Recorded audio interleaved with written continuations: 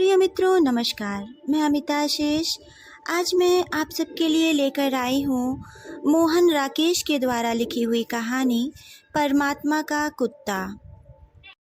इस कहानी में लेखक ने भारत पाकिस्तान विभाजन के समय भारत में आने वाले एक परिवार के दुख का वर्णन किया है।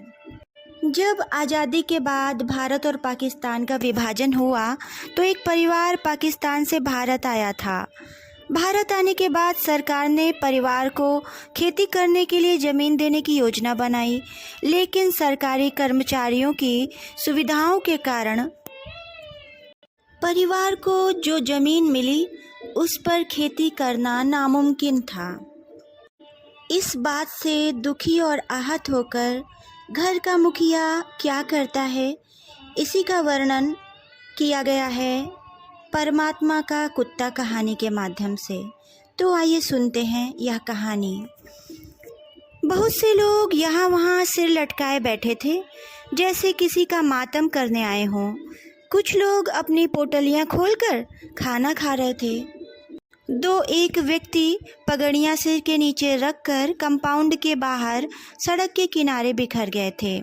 छोले कुलचे वाले का रोज़गार गर्म था और कमेटी के नल के पास एक छोटा मोटा क्यू लगा था। नल के पास कुर्सी डालकर बैठा अर्जी नवीस धड़ाधड़ अर्जियाँ टाइप कर रहा था। उसके माथे से बहकर पसीना उसके होठों पर आ रहा था, लेकिन उसे पोंछने की फुर्सत नहीं थी। सफ़ेद दाढ़ियों वाले 2-3 लंबे ऊंचे जाट अपनी लाठियों पर झुके हुए उसके खाली होने का इंतज़ार कर रहे थे। धूप से बचने के लिए अर्जी नवीस ने जो टाट का पर्दा लगा रखा था वह हवा से उड़ा जा रहा था। थोड़ी दूर मोड़े पर बैठा उसका लड़का अंग्रेजी प्राइमर का रट्टा लगा रहा था। CAT कैट, कैट माने बिल्ली, BAT बैट, बैट माने बल्ला, FAT फैट, फैट माने मोटा। कमीज़ों के आधे बटन खोले और बगल में फाइलें दबाए हुए बाबू एक दूसरे से छेड़खानी करते रजिस्ट्रेशन ब्रांच से रिकॉर्ड ब्रांच की तरफ जा रहे थे।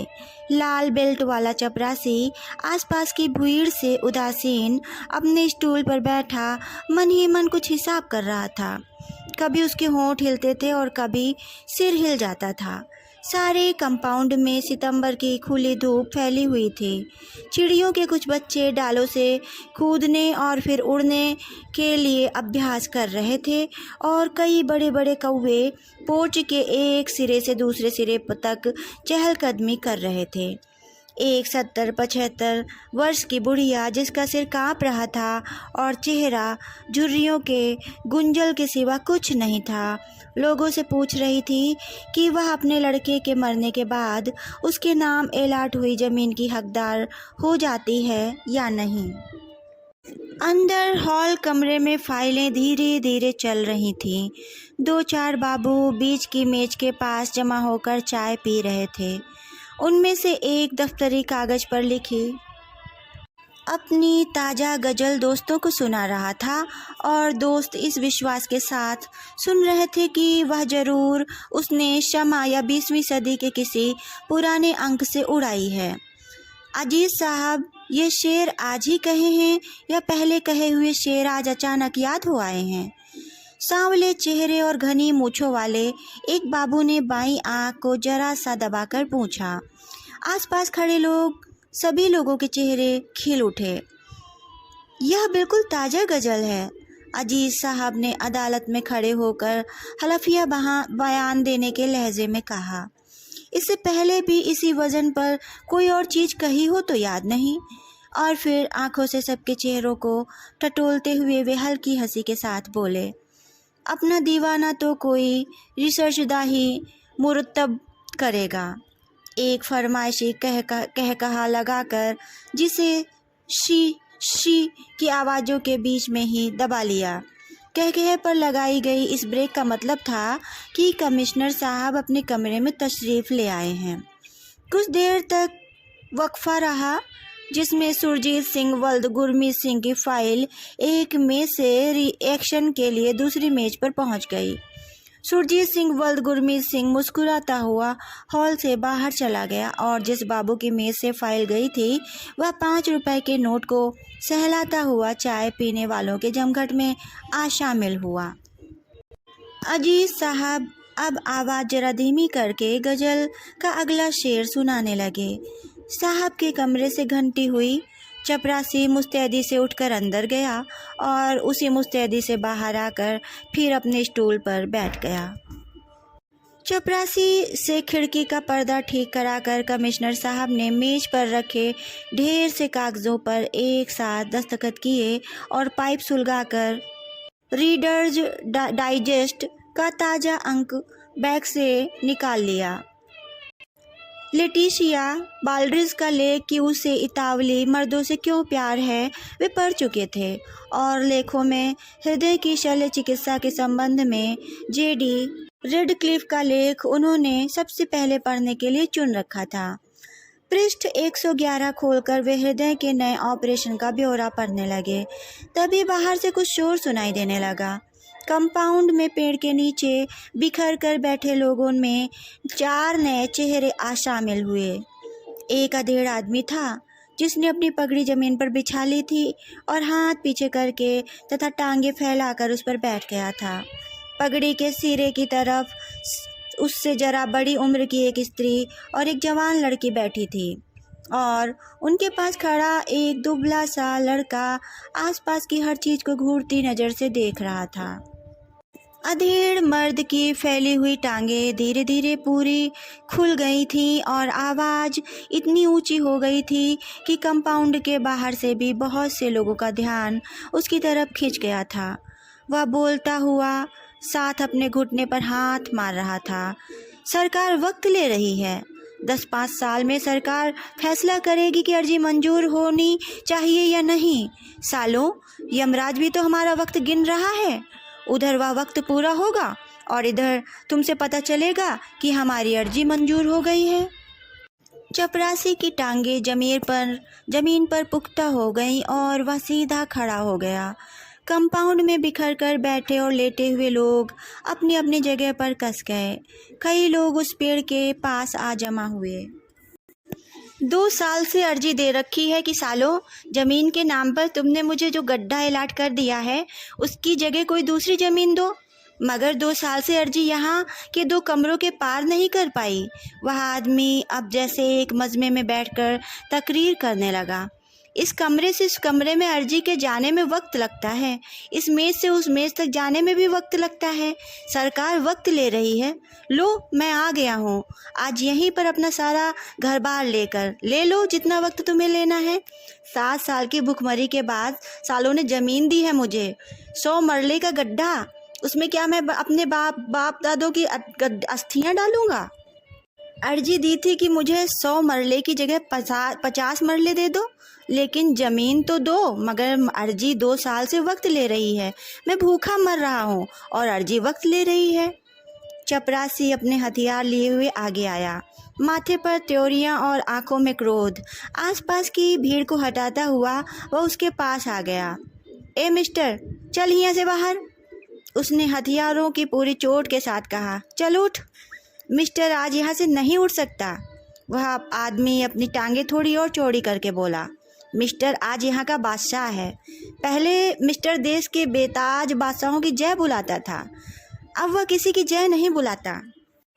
अब वह खुद यहाँ का बादशाह है, बेताज बादशाह। उसे कोई लाज शर्म नहीं है, उस पर किसी का हुक्म नहीं चलता। समझे चपरासी बादशाह? अभी तुझे पता चल जाएगा कि तुझ पर किसी का हुक्म चलता है या नहीं। चपरासी बादशाह और गर्म हुआ। अभी पुलिस के सुपुर्द कर दिया जाएगा और तेरी सारी बादशाही निकल जाएगी। हा हा, बेताज बादशाह हंसा। तेरी पुलिस मेरी बादशाही निकालेगी? तू बुला पुलिस को। मैं पुलिस के सामने नंगा हो जाऊंगा और कहूंगा कि निकालो मेरी बादशाही। हम में से किस किस की बादशाही निकालेगी पुलिस? ये मेरे साथ 3 बादशाह और हैं, या मेरे भाई की बेवा है, उस भाई की जिसे पाकिस्तान में टांगों से पकड़कर चीर दिया गया था, यह मेरे भाई का लड़का है जो अभी से तपेदिक का मरीज है, और यह मेरे भाई की लड़की है जो अब ब्याहने लायक हो गई है। इसकी बड़ी कुंवारी बहन आज भी पाकिस्तान में है।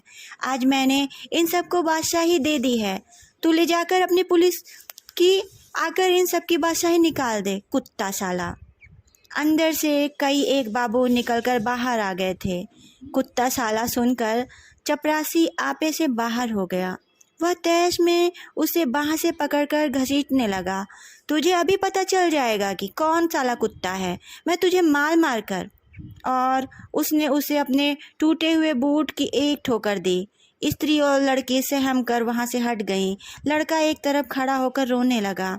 बाबू लोग भीड़ को हटाते हुए आगे बढ़ाए और उन्होंने चपरासी को उस आदमी के पास से हटा लिया। चपरासी फिर भी बड़बड़ाता रहा। कमीना आदमी दफ्तर में आकर गाली देता है। मैं अभी तुझे दिखा देता कि एक तुम ही नहीं, यहाँ तुम सबके सब कुत्ते हो। वह आदमी कहता रहा। तुम सब भी कुत्ते हो और मैं भी कुत्ता हूँ। फ़र्क इतना है कि तुम लोग सरकार के कुत्ते हो, हम लोगों की हड्डियाँ चूसते हो और सरकार की तरफ से भौंकते हो। मैं परमात्मा का कुत्ता हूँ, उसकी दी हुई हवा खाकर जीता हूँ और उसकी तरफ से भौंकता हूँ। उसका घर इंसाफ का घर है, मैं उसके घर की रखवाली करता हूँ। तुम सब उसके इंसाफ की दौलत के लुटेरे हो। तुम पर भौंकना हमारा फ़र्ज है, मेरे मालिक का फरमान है। मेरा तुमसे असली बैर है। कुत्ते का बैरी कुत्ता होता है। तुम मेरे दुश्मन हो, मैं तुम्हारा दुश्मन हूँ। मैं अकेला हूँ, इसलिए तुम सब मिलकर मुझे मारो, मुझे यहाँ से निकाल दो, लेकिन मैं फिर भी भौंकता रहूँगा।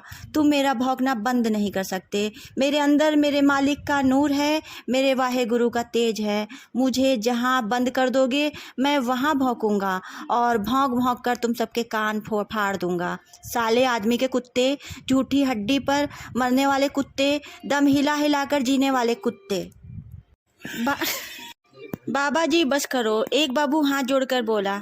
हम लोगों पर रहम खाओ और अपनी यह संतबानी बंद करो। बताओ तुम्हारा नाम क्या है, तुम्हारा केस क्या है? मेरा नाम है 1226/7। मेरे माँ बाप का दिया हुआ नाम खा लिया कुत्तों ने, अब यही नाम है जो तुम्हारे दफ्तर का दिया हुआ है। मैं 1226/7 हूँ, मेरा और कोई नाम नहीं है। मेरा यह नाम याद कर लो, अपनी डायरी में लिख लो। वाह गुरु का कुत्ता 1226/7। बाबा जी आज जाओ, कल या परसों आ जाना। तुम्हारी अर्जी की कार्यवाही तकरीबन पूरी हो चुकी है। तकरीबन पूरी हो चुकी है और मैं खुद ही तकरीबन पूरा हो चुका हूँ। अब देखना यह है कि पहले कार्यवाही पूरी होती है कि पहले मैं पूरा होता हूँ।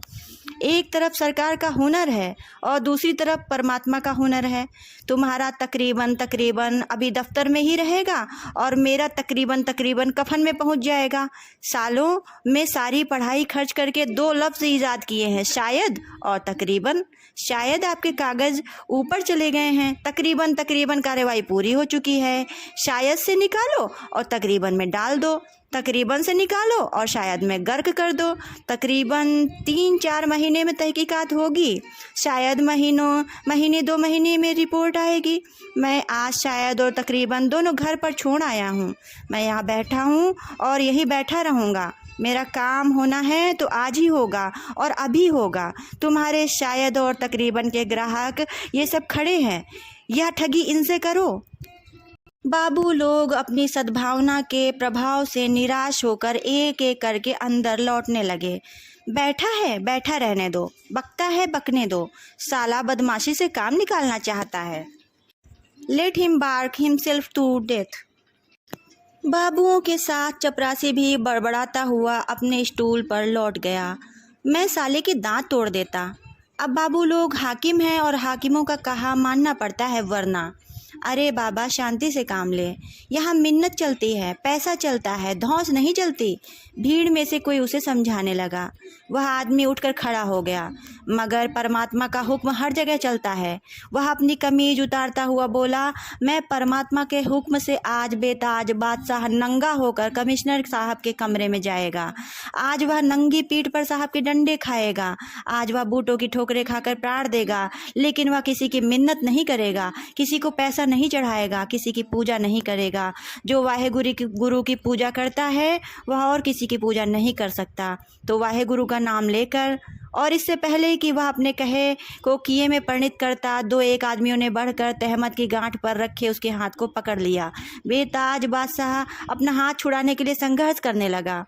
मुझे जाकर पूछने दो कि क्या महात्मा गांधी ने इसीलिए इन्हें आज़ादी दिलाई थी कि ये आज़ादी के साथ इस तरह संभोग करें, उसकी मिट्टी खराब करें, उसके नाम पर कलंक लगाएं, उसे टके टके की फाइलों में बांधकर जलील करें, लोगों के दिलों में उसके लिए नफरत पैदा करें। इंसान के तन पर कपड़े देकर बात इन लोगों की समझ में नहीं आती। शर्म तो उसे होती है जो इंसान हो।